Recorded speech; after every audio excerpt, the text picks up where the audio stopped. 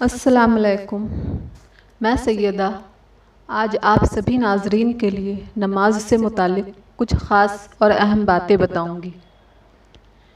सबसे ख़ास बातें तो यही है कि आप सभी नमाज ज़रूर पढ़ें। जो पढ़ते हैं उनके लिए इससे अच्छा और कुछ नहीं हो सकता, लेकिन जो नहीं पढ़ते हैं उनके लिए ये वीडियो है, क्योंकि उनकी सोच ये है कि नमाज नहीं पढ़ेंगे तो ज़्यादा कुछ नहीं होगा। ये सोचना ही उनके लिए सारी परेशानियों का जड़ है, क्योंकि नमाज किसी भी सूरत पर माफ़ नहीं है। चाहे इंसान के घर पर शादी हो या उसे दुनिया का कोई भी ज़रूरी काम हो, नमाज की माफ़ी नहीं है। हमारे बहुत सारे भाई और बहनें ये सोचते हैं और कहते हैं हमारी नीयत साफ़ है, लेकिन ऐसा किसी भी इस्लामिक किताबों में नहीं है कि आपकी नीयत साफ़ है तो आप पर नमाज माफ़ है।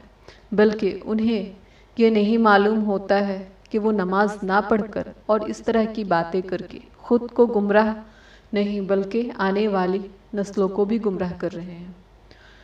उन्हें ये नहीं मालूम कि बग़ैर नमाज के आपके किसी भी काम में बरकत नहीं होगी। और आजकल के जवान लड़कों या लड़कियों को जैसे नमाज की कोई छूट दी गई हो, वैसे वो बेफ़िक्र होकर घूमते हैं और अभी उनके पास वक्त है, वो तौबा कर लें। और जब कोई इंसान अपनी जवानी में नमाज पढ़ता है और तौबा करता है तो अल्लाह रब्बुल इज़्ज़त का अर्श भी खुशी में झूम उठता है। जवानी की तौबा अल्लाह को बहुत ज़्यादा पसंद है। वो इंसान जिसकी जवानी अल्लाह की इबादत में हो। जवानी मस्ती का नाम नहीं है, जवानी आवारगी का नाम नहीं है, जवानी काशात की तकबीर का नाम नहीं है, मोड़ों या चौकों पर बैठकर वक्त गुजारने का नाम जवानी नहीं है, बल्कि मुसल्ले पर बैठकर अपने रब की तरफ तवज्जो करके आंसू बहाने का नाम जवानी है। और ख़्वातीन ये जान लें कि अगर वो 8 दिनों तक लगातार नमाज नहीं पढ़ती हैं तो उनके हाथों की रोटी खाना भी हराम है।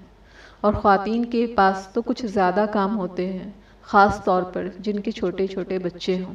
लेकिन मेरी प्यारी बहनें, अल्लाह रब्बुल इज़्ज़त ने ये कहीं नहीं फरमाया कि जिनके छोटे बच्चे हों वो नमाज ना पढ़ें, उनके लिए माफ़ है। ऐसा किसी भी हदीस या कुरान में नहीं है। और हमारे भाई वो तो घर चलाते हैं और खुश रहते हैं कि हम अपने फ़र्ज़ को मुकम्मल कर रहे हैं, लेकिन जो सबसे बड़ा फ़र्ज़ है नमाज, उसे ही भूल जाते हैं। और बहुत सारे इंसान अपनी ज़िंदगी में बहुत परेशान होते हैं। इसकी वजह सिर्फ़ और सिर्फ नमाज से गाफिल होना है। अक्सर देखा जाता है कि कुछ लोग जब बहुत ज़्यादा परेशान होते हैं तो नमाज़ पढ़ना शुरू करते हैं, और ज़्यादा वक्त नहीं, 2 से 3 दिन या ज़्यादा से ज़्यादा 1 हफ़्ते या 10 दिन। उसके बाद अगर उनकी परेशानियां दूर हो गई तो नमाज भूल जाएंगे, और परेशानियां दूर नहीं हुई तो अल्लाह रब्बुल इज़्ज़त से शिकायतें करना शुरू कर देंगे। अल्लाह, मैं तो सब कर रहा हूँ फिर भी तू कहाँ है, मेरी क्यों नहीं सुनता, वगैरह वगैरह। लेकिन भूल जाते हैं कि इस 10 दिनों से पहले वो कहाँ थे। एक लंबे वक्फे तक नमाज से कोई वास्ता भी ना था। और ख़्वातीन तो परेशानियों में सबसे ज़्यादा मुफ्ती और मौलानाओं के पीछे भागना शुरू कर देंगी। लेकिन ये नहीं मालूम कि जितना वक्त आप तावीज़ात लेने के लिए ज़ाया कर रही हैं, उसकी जगह आप घर पर बैठकर इबादत कर सकती हैं और दुआ कर सकती हैं। और हाँ, सबसे ख़ास बात यह है कि कोई भी तावीज़ हो, चाहे वो जितने भी बड़े आलिम या मुफ्ती ने दिया हो, जब तक तावीज़ पहनने वाला अगर वो नमाज पढ़ने लायक है तो नमाजी ना हो, उस पर उसका कोई भी असर ना होगा। ये सारी बातें कुरान और हदीस से मुतालिक है। मेरी बस आप सभी मुसलमानों से यही गुजारिश है कि आप अपने सारे कामों को पूरा करते हुए नमाज ज़रूर पढ़ें। और किसी को मेरी बातों का कुछ बुरा लगा हो तो उसके लिए मैं माफ़ी की तलब करती हूँ, और उम्मीद करूँगी कि आप सभी आज से ही नमाज पढ़ेंगे इंशाअल्लाह।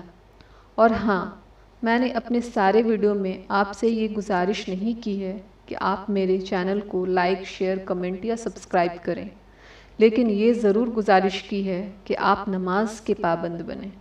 और अगर آپ کو لگتا ہے کہ یہ باتیں دوسروں تک بھی جانی چاہیے تو آپ میرے چینل کو لائک، شیئر اور سبسکرائب ضرور کریں۔